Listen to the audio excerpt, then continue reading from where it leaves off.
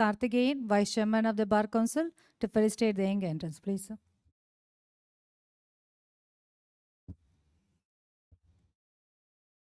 அனைவருக்கும் மாலை வணக்கம். தேடி சோறு தினம் தின்று பல சின்னம் சிறுகதைகள் பேசி மனமாடி துன்பமுக புலன்று பிறர்வாட பல செயல்கள் செய்து நரைகூடி கிளப்பருவ மெய்தி கொடுங்கோற்று கிரையணைப்பின் மாயும் பல வேடிக்கை மனிதரை போல் நான் மீள்வேன் என்று நினைத்தாயோ என்ற பாரதியின் வாக்குக்கிடங்க பிறந்தோம் வாழ்ந்தோம் என்று இல்லாமல் பிறந்தோம் சட்டத் தொழிலை தேர்ந்தெடுத்து இன்று தமிழ்நாடு பார் கவுன்சில் வழக்கறிஞராக பதிவு செய்கின்ற எனது சகோதர சகோதரிகளுக்கு என்னுடைய மனமார்ந்த வாழ்த்துக்களையும் பாராட்டுக்களையும் தெரிவித்துக் கொள்கின்றேன். இந்த அருமையான வழக்கறிஞர் பதவி நிகழ்ச்சிக்கு தலைமையேற்று உங்களை வாழ்த்தி வர வேண்டும் என்று நாங்கள் விரும்பிய போது உயர்நீதிமன்றத்துடைய மூத்த நீதியரசில் ஒருவரான எப்படி உங்களுக்கெல்லாம் கோடை காலத்தில் நாம் செல்ல வேண்டும் என்று நினைக்கின்ற ஊர் ஊட்டி, உங்களுக்கெல்லாம் தெரியும், நீலகிரி மாவட்டம். ஒரு 30 ஆண்டுகளுக்கு முன்பு ஏஜி பில்லி என்று முதல் ஒருவர் இருந்ததாக சொன்னார்கள். ஆனால் இன்று இளம் வழக்கறிஞர்களுக்கு ஒரு உதகமண்டலத்தில் எப்படி குளிர்ச்சியாக இருக்கின்றமோ அதுபோன்ற அந்த நீதிமன்றத்தை இளம் வழக்கறிஞர் குளிர்ச்சியாக எடுத்து சென்று கொண்டிருக்கக்கூடிய ஐயா நீதியரசர் சதீஷ்குமார் அவர்களே, நாங்கள் அழைத்தவுடன் ஐயா அவர்கள் இவ்வளவு காலம் தனி நீதிபதியாக உயர் நீதிமன்றத்தில் அமர்ந்து நீதி பரிபாலனம் செய்து கொண்டிருந்த நிலையில் சென்ற ஒரு 10 நாட்களுக்குள் அவர் மூத்த நீதிபதியாக பெஞ்ச் என்று சொல்வோம், அதை வழிநடத்தக்கூடிய இடத்திற்கு ஒரு உயர்வை அடைகின்ற பொழுது இந்த மாணவர்களை அழைத்து வாழ்த்துவதிலே எங்களுக்கெல்லாம் மிக பெருமையாக இருக்கும் என்று எங்களுடைய bar council India vice chairman அவர்களும் சேர்மன் அருமை சகோதரர் அமல்ராஜ் அவர்களும் முடிவு செய்து அழைத்த போது எந்தவித பணி அவ்வளோ இருக்கின்ற போது கூட ஒரு நிமிடம் கூட தாமதிக்காமல் நாங்கள் பலமுறை கூப்பிட்டோம். ஆனால் நீங்களெல்லாம் மிகவும் கொடுத்து வைத்தவர்கள். உங்களை வாழ்த்துவதற்காக வந்த ஐயா அவர்களுக்கு வணக்கத்தோடு நன்றியையும் தெரிவித்துக் கொள்ள ஆசைப்படுகின்றேன். இந்த அருமையான பார் கவுன்சில் என்ரோல்மெண்ட்டிற்கு தலைமையேற்று நடத்தி கொண்டிருக்கக்கூடிய இந்தியாவின் இளம் வழக்கறிஞர் பார் கவுன்சிலுடைய தலைவராக வீற்றிருக்கக்கூடிய, தமிழ்நாட்டில் எந்த ஒரு வழக்கறிஞர்களுக்கும் ஏதேனும் ஒரு பிரச்சனை என்றால் முன்னின்று அவருடைய உரிமைகளை பாதுகாப்பதில் முக்கியமாக இருக்கக்கூடிய எங்களுடைய தலைவர் திரு PS அமல்ராஜ் அவர்களே, இந்தியாவின் பார் கவுன்சிலுடைய உறுப்பினராக 2011 தொடர்ந்து தமிழ்நாடு பார் கவுன்சில் தேர்ந்தெடுப்பது மட்டுமல்லாமல் இந்தியாவில் இருக்கக்கூடிய ஒரு 25 லட்சம் வழக்கறிஞர்களுக்கும் துணைத் தலைவராக வீற்றிருக்கக்கூடிய எங்களால் அன்போடு கேப்டன் என்று அழைக்கக்கூடிய அருமை மூத்த வழக்கறிஞர் அண்ணன் பிரபாகரன் அவர்களே, இந்த என்ரோல்மெண்ட்டிற்கு உங்களுக்கெல்லாம் இந்த கமிட்டி உங்களுக்கு இருந்திருக்காது. ஏன்னா நீங்களாம் ரொம்ப சின்ன பசங்க, 23 வயதுன்றதுனால உங்களுக்கு வாய்ப்பு இல்லை. ஆனால் 28 வயதுக்கு மேற்பட்டவர்களெல்லாம் அண்ணன் பாலு அவர்களை பார்க்காமல் வந்திருக்க முடியாது.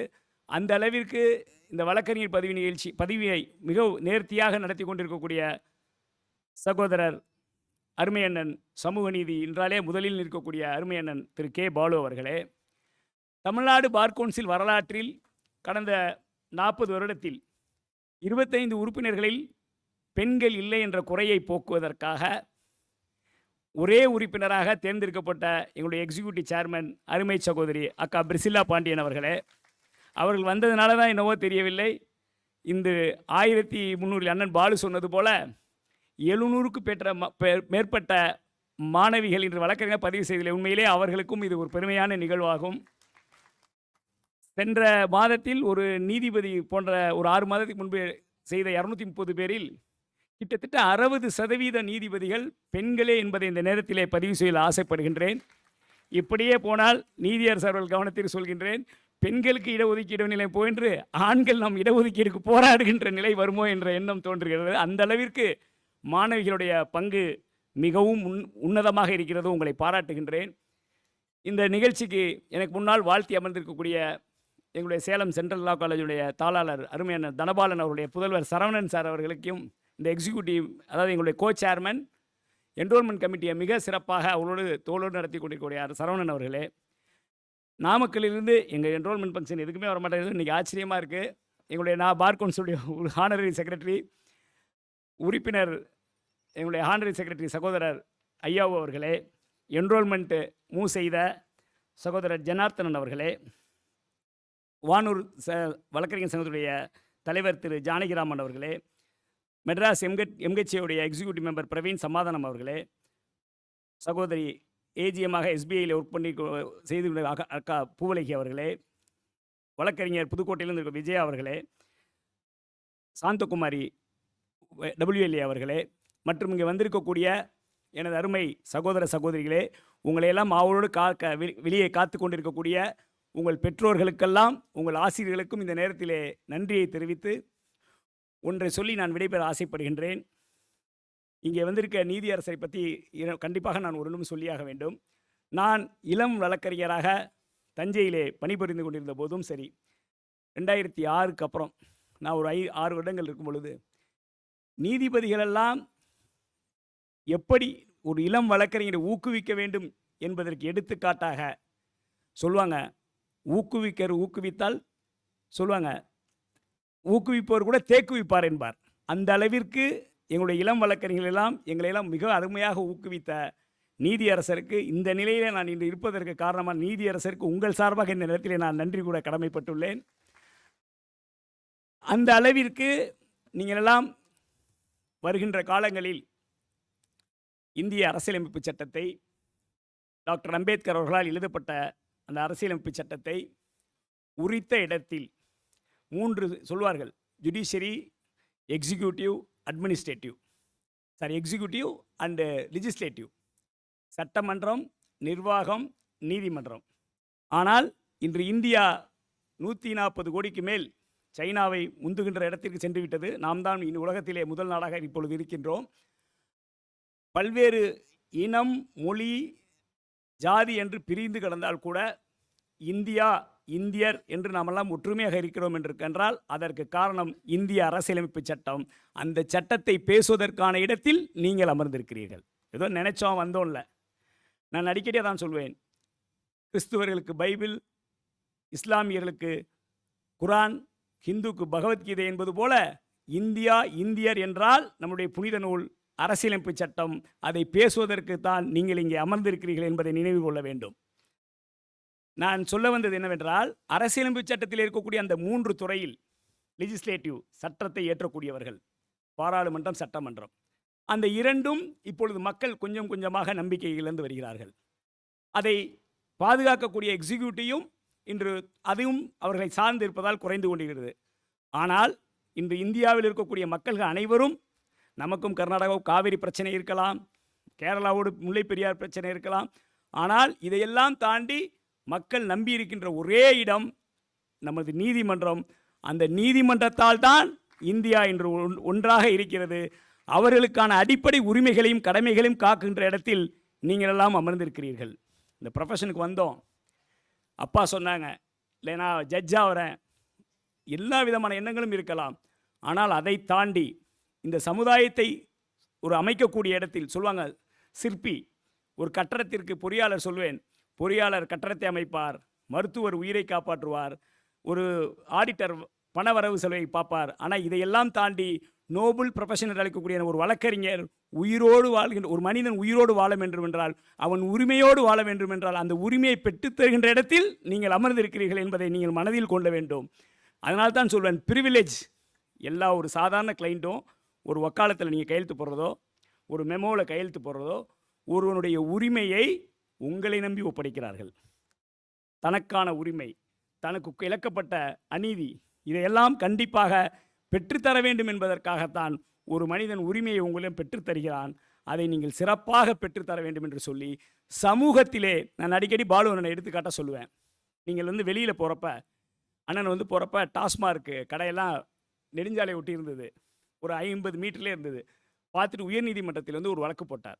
இப்படி மிக அதிகமாக இருந்தால் இதை ஓட்டுநர்கள் குடித்தால் விபத்து நிறையாக ஏற்படுகிறது, அதனால் அருகிலே அமைக்கக்கூடாது என்று உத்தரவை பெற்றார் உயர்நீதிமன்றத்தில். அது உச்சநீதிமன்றம் வரை சென்று இன்று இந்தியா முழுவதும் ஒரு 500 மீட்டருக்குள்ளே அந்த அம்மையர் கடைகள் அமைக்கக்கூடாது என்ற உத்தரவை பெற்று தந்தவர் அண்ணன் பாலு அவர்கள். இது எதற்காக சொல்கிறேன் என்றால், சமூகத்தின் மீது உள்ள அக்கறை உங்களுக்கு எப்பொழுதும் இருக்க வேண்டும். இதைவிட ஒரு பெரிய உத்தரவை ஐயா அவர்கள் போட்டார். அப்படி ஒரு டாஸ்மாக் கடையெல்லாம் ஊட்டிலாம் இருக்குது, பெரம்பலூர்லாம். அந்த கண்ணாடி இருக்குது பாருங்கள், கிளாஸு, அதை குடித்து விட்டு அங்கங்கே போட்டு போயிட்டாங்கன்னா விவசாயிகள், இன்றைக்கி தஞ்சை மாவட்டத்தில் அதை நான் நிறையா பார்க்குறேன், கால்கள் பார்த்திங்கன்னா அறுபட்டு போயிடுது. அவங்களாம் விவசாயிகள்லாம் ஒரு 10 நாள் 20 நாள் வேலைக்கு போனால் எவ்வளோ பெரிய கஷ்டம். அருமையான உத்தரவை போட்டார். அந்த பாட்டிலெல்லாம் அரசாங்கமே எடுத்துக்கொள்ள வேண்டும் என்ற அருமையான உத்தரவை பெற்றார் ஐயா நீதியரசர் என்பதை இந்த நேரத்தில் நீங்கள் மனதில் கொள்ள வேண்டும். தமிழ்நாடு பூராக விரைவிலே அதை அமலும் படுத்தக்கூடிய அளவிற்கு உயர்நீதிமன்றத்தின் உத்தரவு வாயிலாக இன்று பெற்றுத்தன மக்களுடைய அடிப்படை உரிமைகள் பாதுகாக்கப்பட வேண்டும் என்று ஐயா நீதியரசர் அந்த உத்தரவை போட்டார் என்பதை இந்த நேரத்தில் கோடிட்டு, உங்களுக்கான வாய்ப்புகளும் பெரிய அளவிலான அண்ணன் பிரபாகரன் நீங்கள் பார்க்கலாம். இன்றைக்கி உட்காந்துருந்தானா அண்ணனுக்கு 2 ஹவர்ஸில் அவ்வளோ இது சுப்ரீம் கோர்ட்டுக்கும் மெட்ராஸில் ஹைகோர்ட்டுக்கும் அவருக்கு வர கேசஸ். நீங்கள் உலகத்திலேயே ஒரு தொழிலில் ஒரு மருத்துவர் ஒரு ஹார்ட் ஆப்ரேஷன் பண்ணால் கூட 5 lakhs 10 lakhs பண்ணால் கூட அதற்கு ஹாஸ்பிட்டல் தேவை, அதுக்கப்புறம் அதற்கு நர்ஸு தேவை, மயக்க மருந்து டாக்டர் தேவை. இத்தனை இருந்தால் தான் ஒரு மனிதன் 10 லட்ச ரூபா. ஆனால் பிரபாகரன் அவர்களை நீங்கள் டெல்லிக்கு அழைச்சிட்டு போய் என்கேஜ் பண்ணி நம்ம பேசுனா ஒரு 20 லட்ச ரூபா ஃபீஸ் ஒன்று. அதனால் தன்னுடைய வாயால் வாதத்திறமையால் ஒருவரால் 1 மணி நேரத்திற்கு அந்த எல்லா துறையும் தாண்டி இந்த தொழிலே சம்பாதிக்கக்கூடிய அளவிற்கு ஒரு திறன் வாய்ந்த தொழில் இந்த வழக்கறிஞர் தொழில் என்று சொல்லி 2 குறளை சொல்லி முடிக்கலாம் என்று ஆசைப்படுகின்றேன். ஈன்ற பொழுதில் பெரிதுவக்கும் தன் மகனை சான்றோன் என கேட்ட தாய் என்ற குறளுக்கேற்ப நீங்களெல்லாம் இன்று வழக்கறிஞர்களாக அமைந்திருக்கிறீர்கள். மகள் தந்தை காற்றும் உதவி, இவன் தந்தை என்னோற்றுக்கான் கொள்ளும் சொல் என்ற வார்த்தைக்கு இணங்க உங்களுடைய பெற்றோர்களெல்லாம் பெருமைப்படுத்துகின்ற நிகழ்வை நீங்கள் எல்லாம் அமர்ந்து செய்திருக்கிறீர்கள் என்று சொல்லி மீண்டும் உங்களையெல்லாம் வாழ்த்தி, விரைவில் நீங்களெல்லாம் நல்ல நீதிபதிகளாக, நல்ல வழக்கறிஞர்களாக, இந்த நாட்டை நிர்வகிக்கக்கூடிய சட்டமன்ற பாராளுமன்ற உறுப்பினர், அமைச்சராக, பிரதம மந்திரி அளவிற்கு நீங்கள்லாம் வரக்கூடிய திறமை உடையவர்கள், இந்த தொழில் உள்ளவர்கள் என்ற அந்த வாய்ப்பு உங்களுக்கு என்று சொல்லி பாராட்டி விடைபெறுகிறேன். நன்றி, வணக்கம்.